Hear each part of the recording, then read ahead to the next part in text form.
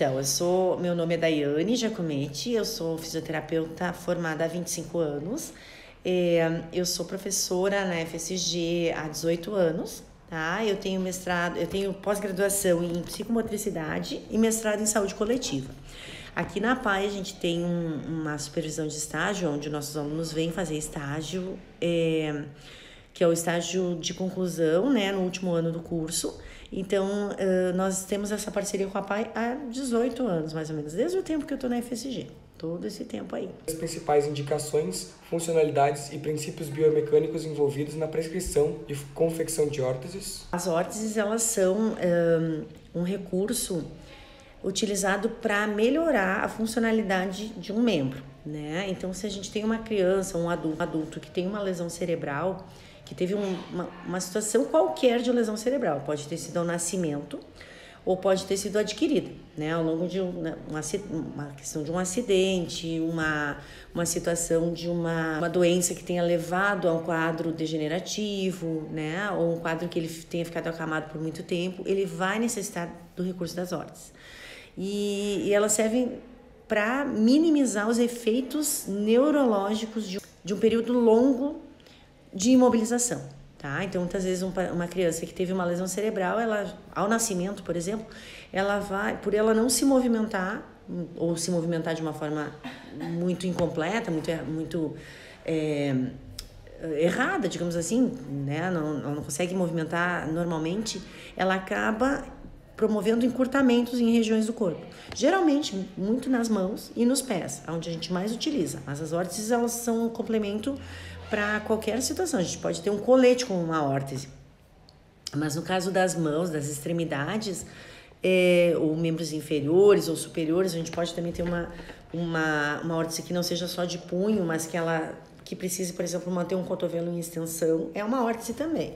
Mas as mais usadas, as que a gente mais solicita, prescreve que a criança adquira, ou mesmo o paciente adulto, principalmente de mãos e de pés, né? Então, por ele ficar muito tempo imobilizado, numa situação de ficar com encurtamento naquela região, né, ele vai acabar necessitando da órtese ou para evitar esse encurtamento ou para postergar uma piora do quadro, porque às vezes ele já encurtou e a gente não quer que piore. Então, coloca uma órtese ali para estabilizar aquele padrão que a gente chama, né, neurológico. A cabeça é quando a pessoa... Como é que é o nome que eu falei que o Tico comenta de corrigir? Eu sempre esqueço o nome, né, coluna.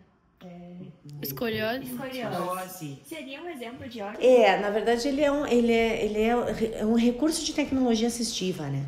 Na verdade, a gente chama de tecnologia assistiva tudo que vai facilitar a melhorar a condição de qualidade de vida de uma pessoa com problema neurológico. Então, no problema neurológico, geralmente é o pior, mas eu posso ter um fator de uma escoliose do adolescente, que tem um estirão do crescimento e ele precisa utilizar um colete. Aí é um recurso de tecnologia assistiva, ele não é considerado bem uma órtese, mas é dentro, digamos, daquele guarda-chuva da tecnologia assistiva. Nós vamos ter os coletes, nós vamos ter o andador, aqui eu não tenho nenhum. Na outra sala tem um andador, uma cadeira de rodas, são recursos de tecnologia assistiva. E aí, dentro desses recursos, a gente vai ter as órteses especificamente. Mãos, pés e, por exemplo, a gente pode ter uma órtese longa, que ela vai do quadril até os pés, para um caso de uma criança que não consegue se sustentar, mas ela conseguiria caminhar, né? Ou o caso de uma órtese mais curta, que pode ir do joelho até os pés, e a do tornozelo e pé. Essa também. No tópico 2, demonstrar o processo de criação e confecção das órteses, considerando a avaliação funcional, escolha de materiais, design adequado ao paciente e as propriedades físicas dos materiais. Antes, né? Porque para membros superiores existem à venda, aí eu falo o que a gente usa, tá? Umas placas de... É um termoplástico que ele é termomoldável, a gente pode moldar ele no calor. Então a gente utiliza uma panela elétrica que a gente coloca água, faz o molde, né, digamos, da mão da pessoa e coloca aquele molde na água quente para ela amolecer. No caso da mão, né? E dos pés é um problema maior, porque a órtese dos pés ela precisa de um material mais rígido. E aí ele não é aquecido fácil assim na panela. Aí é um material de alta temperatura, e daí esse geralmente é confeccionado em oficinas de órteses, né? Eu não conseguiria fazer uma órtese de pé. Dá para fazer com essa da mão, mas ela não é muito resistente. Então, como os pés precisam, por ser base de suporte, mais resistência, teria que ser um material mais com encurtamento neuromuscular, que não, como ele não tem mobilidade, não permite estender, porque encurtou. Então, o que a gente faz? Tu molda ela por baixo. Sei, e ele usa uma luva, tipo, biônica, né? Isso. Aquilo ali seria considerado, talvez, como se fosse uma órtese mais avançada? Não, aquilo seria um recurso de tecnologia assistiva. Também é assistiva. A órtese a gente vai direcionar mesmo para essa das mãos, do posicionamento daí das mãos e dos pés, né? Aquele ali acho que é uma luva biônica, alguma coisa assim, né?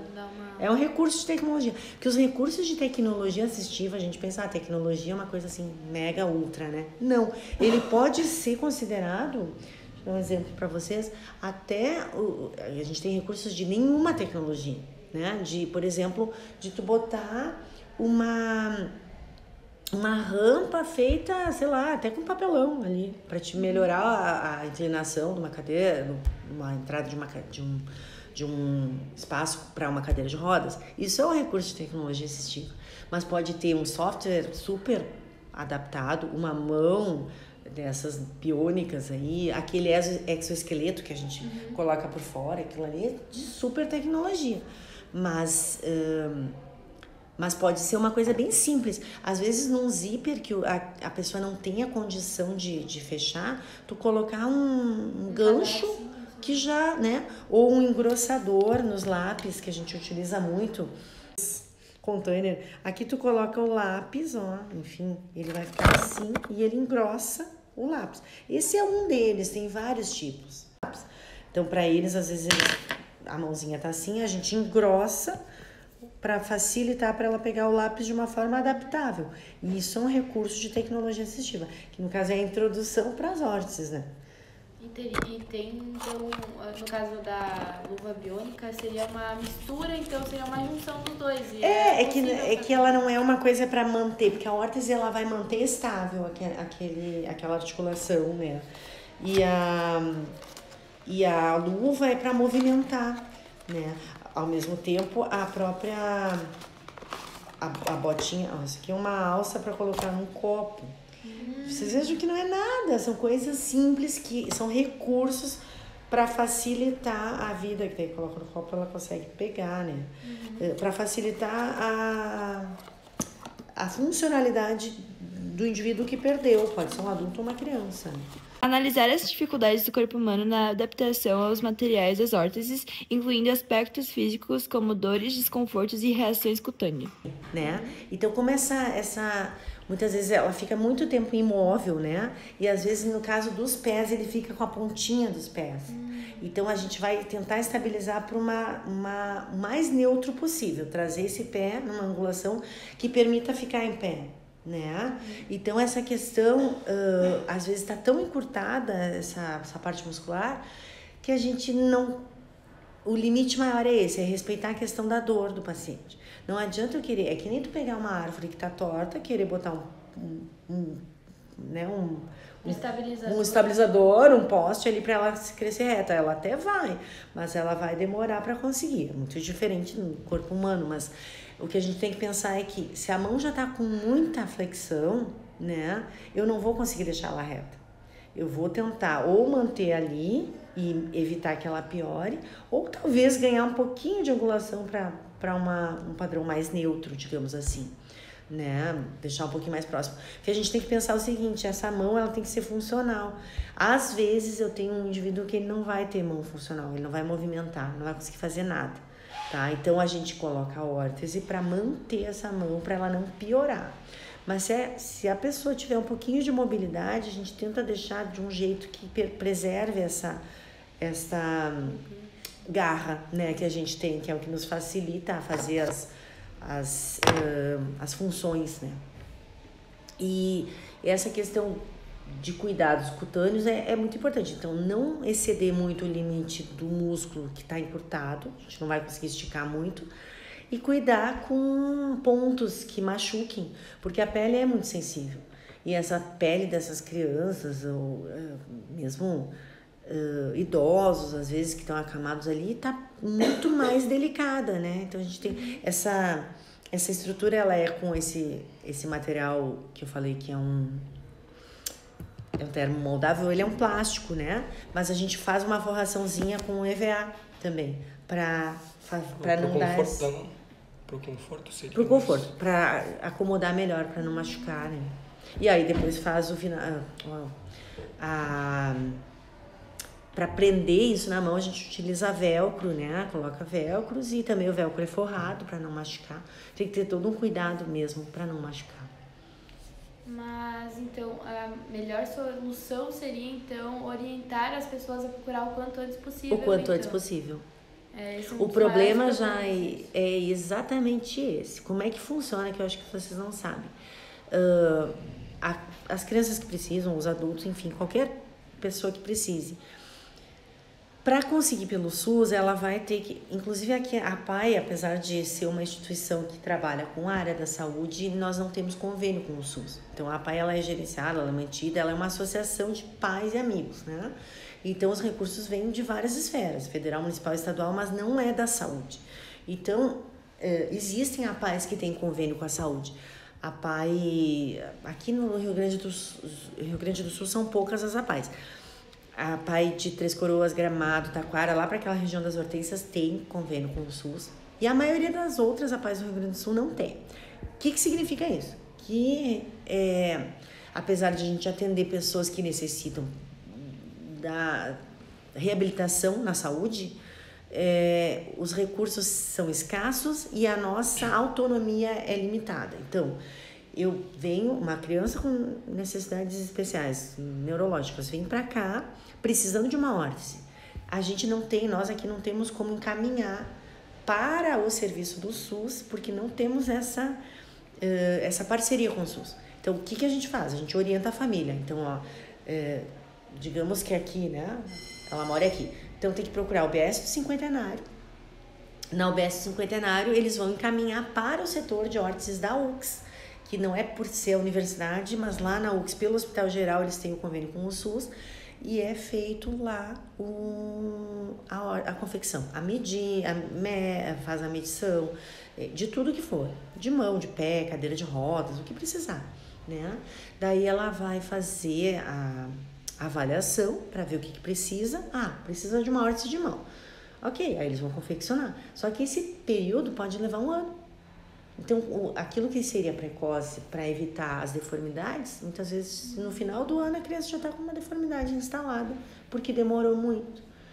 Acho que é muito complicado todos os processos, às vezes tem gente na frente pela questão que não é só alguma pessoa que acontece isso, Olha o tamanho de Caxias, quantas crianças que têm essas necessidades, e adultos, porque a gente fala em criança porque é o nosso público, mas adulto que teve um derrame, um AVC, ele vai precisar.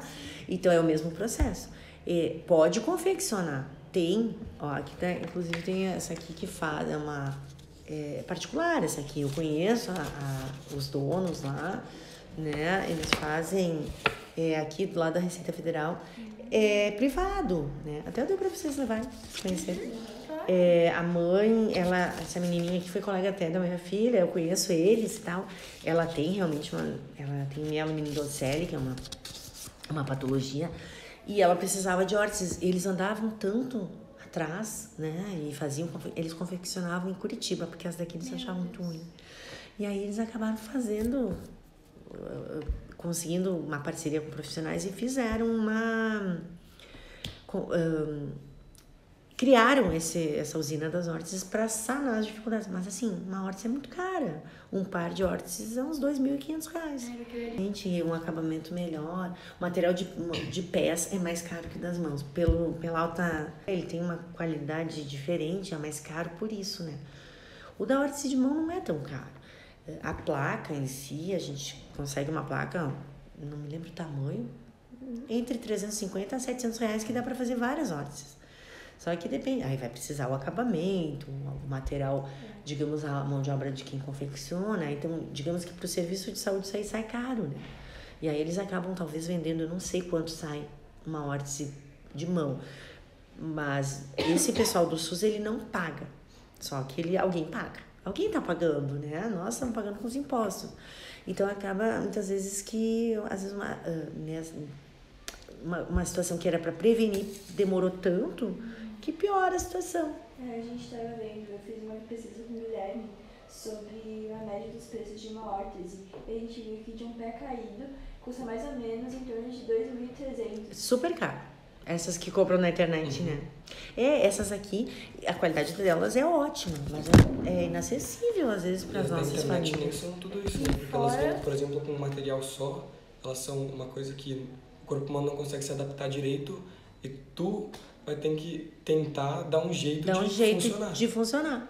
E às vezes acontece que eles demoram, por exemplo, vem a órtese, né? Digamos, foi lá, tirou a medida, fez, ficou boa, tá? Mas a criança cresce. Aí lá no fim do ano já tá pequena. E aí precisaria trocar. Aí todo o processo de novo. E esse processo muitas vezes, eu não sei dizer exatamente como é que funciona lá na clínica da UX, mas às vezes eles têm direito a trocar uma órtese a cada 2 anos. Eu não tenho certeza, até posso conseguir essa informação para vocês. Mas nesse período aí, daqui a pouco, com 2 anos, uma criança não dá, ela cresce. Ela, no ano que vem, ela já tá com outro. E aí, se é para usar uma órtese mal feita, é melhor não usar. Sempre digo pros pais. Mal feita. Uma órtese que já não cabe mais. Daí é melhor não usar. É melhor não ter. Ela pode piorar o estado do... Pode piorar, porque vai machucar. Eles dão... Porque como não movimenta, onde tem os ossos, dá muito ponto de pressão, aí pode fazer uma lesão, faz uma ferida. Até depois, se vocês quiserem complementar no trabalho, eu tenho um monte de foto, assim, pra mostrar pra vocês. Eu aceito. A questão também, como a senhora falou, acho que foi Curitiba, né? Vem de fora, então até chegar também o transporte. Não, e eles tinham, também nesse caso eles faziam, porque eles acharam o melhor lugar para fazer. Eles iam até lá, olha o custo disso. Eles iam até lá, viajavam com a criança até lá para fazer a órtese lá, ficavam. Eles tinham família que facilitava um pouco, mas meu Deus, tu viajar até lá. Porque até faziam em Porto Alegre, mas é aquela coisa, às vezes a criança não se adapta, né? E nisso que estamos em Caxias do Sul, né? Então é uma cidade que já tem um apoio muito maior na questão de hospitais, enfim. Então a gente pode ver o quanto o Rio Grande do Sul em algumas áreas não são O Rio Grande do Sul vistos, né? ele tá bem defasado, digamos assim. E eu fiz um curso de órtese de mão com uma terapeuta ocupacional do Mato Grosso. Gente, eu pensei, o pessoal lá, né, deve ser que nem nós.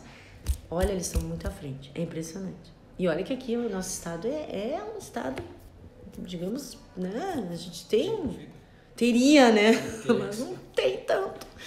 E aí, principalmente aqui na nossa região, aqui é muito, muito limitado. Até porque essa clínica, no caso a oficina de órteses da UX, ela atende não só Caxias, ela atende toda a região. Então, são tantas cidades que tem, e aí demora para entregar, é bem complicado. E eu também ia falar que, tipo assim, não é essa questão também, às vezes muita gente não tem condições, como é que elas podem fazer, né? Até para chegar até aqui, né? Para fazer a própria, daqui a pouco é encaminhado pelo SUS, mas como é que ele vem até aqui? Né? Porque eles não vão disponibilizar uma ambulância, por exemplo, porque não é um caso de saúde, né? Aí a pessoa tem que vir, tem que pagar passagem do próprio bolso, tem todas essas questões aí. Que aumenta mais ainda, uma coisa que não era barata. Que não, exatamente, poderia ser mais fácil, mais acessível. Né? E isso tudo entrou em um consenso com o nosso tópico 5, que é identificar as dificuldades e barreiras enfrentadas no acesso às órteses pelo SUS, incluindo aspectos burocráticos e institucionais. É exatamente essa questão aí que eu falei em relação aos encaminhamentos, né? Então, como eu falei, aqui na PAI poderia ser, digamos que a gente tivesse um convênio com o SUS, uma parceria com o SUS aqui. Ele daqui iria direto para lá. Aí o nosso usuário aqui, ele poderia fazer uma avaliação, veja que precisa de órtese, daí daqui um caminho, né, que a gente chama de referência e contra-referência no Sistema Único de Saúde. Então, tem que ter um serviço que é vinculado ao SUS para mandar para outro. Então, eu preciso daí, né, como aqui não tem, então aí cada usuário vai ter que procurar a sua UBS. Aí, gente, demora para conseguir uma consulta, então ele precisa conseguir uma consulta. Não precisa ser ortopedista, pode ser o pediatra. Até facilita um pouquinho, né? Então, digamos, vai pro pediatra, mas quando vai conseguir essa consulta. Às vezes demora, vamos dizer que demora um mês para conseguir a consulta lá no postinho do bairro deles. Até que dali vá para o encaminhamento, que vai ser encaminhado e eles vão telefonar para fazer a avaliação. E esse tempo pode durar, às vezes, uns 8 a 9 meses. Aí até que chame para avaliar, para confeccionar. A confecção não é tão demorada, tá? Mas o problema é o acesso até lá. Mas pode levar um ano. E outro tópico que eu gostaria de também ressaltar, o quanto a fisioterapia faz diferença e o quão difícil também é conseguir um fisioterapeuta. Também, porque assim, numa cidade que nem Caxias, que tem 500 mil habitantes, nós temos 56 ou 50, não lembro se são 56 ou 58 UBSs, né? 50, tirando as UPA, né? Que são as grandes, Postão e as UPA, Zona Norte e tal. As UBSs não tem fisioterapeuta, tá? Não tem. Não há, isso aqui é muitos anos que a gente briga, não tem concurso para fisioterapeuta. Tem médico, eles não tem nenhum médico, né? É difícil às vezes ter um médico, especialista e tal. Então, para a gente ter, existem clínicas que têm parceria pelo SUS com o município, daí a gente consegue encaminhar, né? Os que tu consiga, através da tua UBS, ser encaminhado para uma clínica que tem convênio com o SUS para fazer fisioterapia, eles têm um limite de sessões, então eles vão te encaminhar para 20 sessões. 20 sessões para uma entorse de tornozelo é tranquila, por uma lesão no joelho é tranquila. Agora, para um paciente neurológico, ele precisa para o resto da vida. Então, 20 sessões, o que acontece? Ele faz as 20, aí ele volta para a fila. Aí depois, quando chama ele de novo, ele vai, faz as 20 e volta pra Nesse fila. tempo de espera, ele ainda pode piorar o que ele fez antes. Piorando o que ele fez. E às vezes pode procurar acesso em outras coisas. Eu não sei, a questão, tipo, quiropraxista, às vezes não faz alguma coisa que não seja tão... Que não seja... proveitoso. Que não ajude, né? Não ou que daqui tanto. a pouco... Ou não procure nada, porque não tem, né? Porque físio já é difícil, quiro mais difícil ainda, teria que ser um serviço pago. E aí é muito mais difícil, mas assim, vejam que é todo um serviço, falo de físio, mas é a mesma coisa com fono, a mesma coisa com psico, todos são assim. Não tem nas UBS, então a gente acaba indo para os outros setores, ou para essas clínicas, e as APAES, né? É uma APAE por município, mas também não dá conta. Eu não saberia te dizer quantos usuários tem aqui, isso aí o pessoal da APAE fala melhor, mas é umas 300 crianças entre estudantes e no setor saúde tem muita criança mesmo. Eu ia falar também a questão que tem muito médico, só que muitos não procuram essa área da fisioterapia, então ainda fica mais restrito. Eles não não encaminham, né? Apesar de ter, nossa profissão não é nova e todo mundo viu na pandemia. A pandemia foi muito boa para mostrar a fisioterapia por causa da respiratória. Todo mundo teve uma história com fisioterapia na pandemia. E mesmo assim, naquele período a gente pensou, agora vai dar um boom, né? Continua, porque é uma situação mesmo de gestão, é prioridades. Então eles acabam, e não falo deste ou daquele prefeito, sempre foi assim. Em muitas instituições.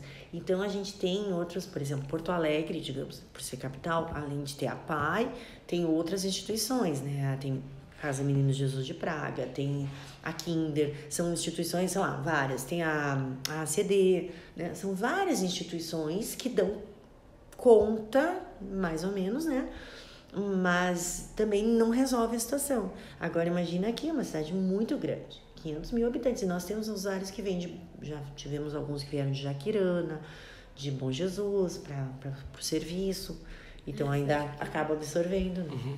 E a senhora sabe se teria algum projeto de lei que já tenham tentado para modificar isso, ou se vocês são muito desassistidos também nessa questão? Não, isso aí é muito da questão mesmo do município, assim, das prioridades, né? Então, tipo, por exemplo, eles fazem concursos, né? Mas os concursos são as vagas são mínimas, né? Para suprir algumas coisas internas. Então, por exemplo, tem um fisioterapeuta que está na Secretaria de Educação para fazer a questão da gestão da inclusão escolar, mas mais para documentação, porque ele não avalia, ele não faz tratamento, não faz nada.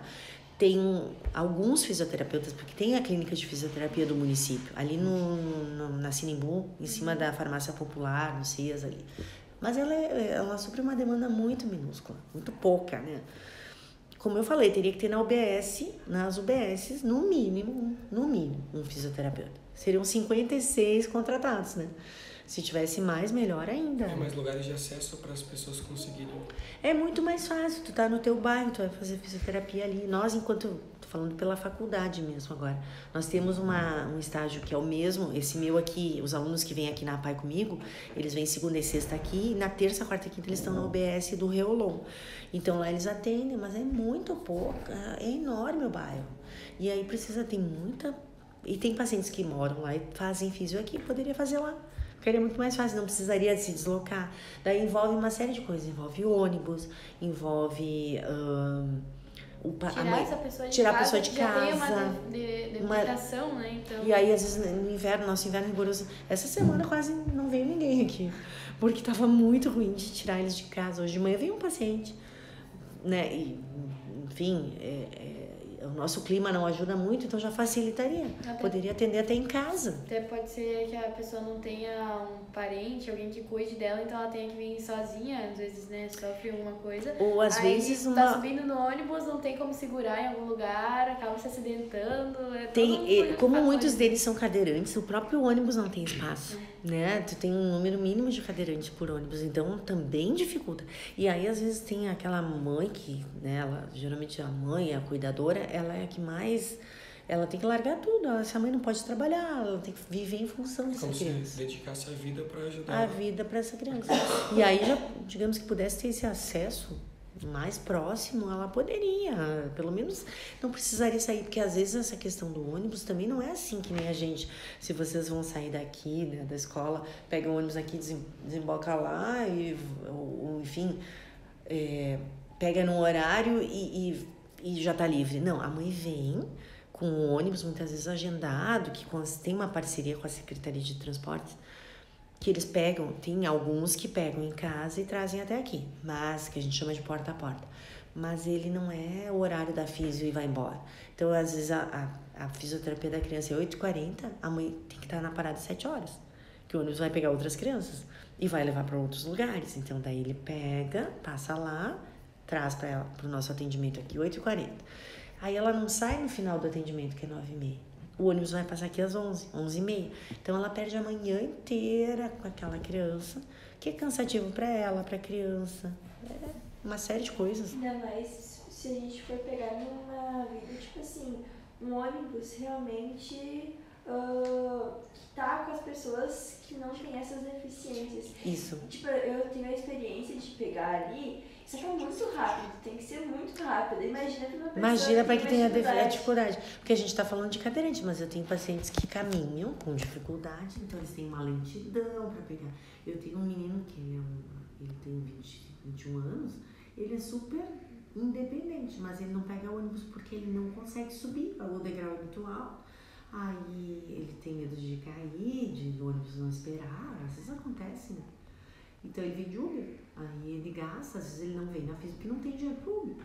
Né? Exato, até é interessante que vocês saibam como é que é o processo, até para poder orientar, né? Porque muitas vezes a gente, como tu falou, até não acontecer com a gente, mas daqui a pouco, não que a gente queira que aconteça, mas sempre tem alguém que possa dar uma orientação de como procurar, de como encaminhar, e até mesmo, né, daqui a pouco minimizar se a gente puder facilitar isso de alguma forma, nossa. Eu desejo que o trabalho de vocês tenha êxito para vocês conseguirem enxergar isso. Porque muitas vezes a gente, como tu falou, até não acontecer com a gente, mas daqui a pouco, não que a gente queira que aconteça, mas sempre tem alguém que possa dar uma orientação de como procurar, de como encaminhar, e até mesmo, né, daqui a pouco minimizar se a gente puder facilitar isso de alguma forma, nossa. Eu desejo que o trabalho de vocês tenha êxito para vocês conseguirem enxergar isso. Eu agradeço a vocês estão nos agradecendo, mas eu agradeço a vocês. A Prof. Ali me disse a mesma coisa, ela disse, nossa, que geração que está vindo aí. Eu disse, eu fico muito feliz. A palavra final para esse trabalho que eu tenho para vocês é continuem com esse espírito. Se a órtese não der certo, se a prótese não der certo, como vocês queriam que desse, não importa. O que importa é o espírito de mudar a realidade de alguém. E é isso que a gente deseja. Eu e a Prof. Ali, a gente tem a mesma sensação e o mesmo incentivo para vocês. Continuem, que a gente só tem elogios para dar para vocês. Agradecer demais. De todo o coração.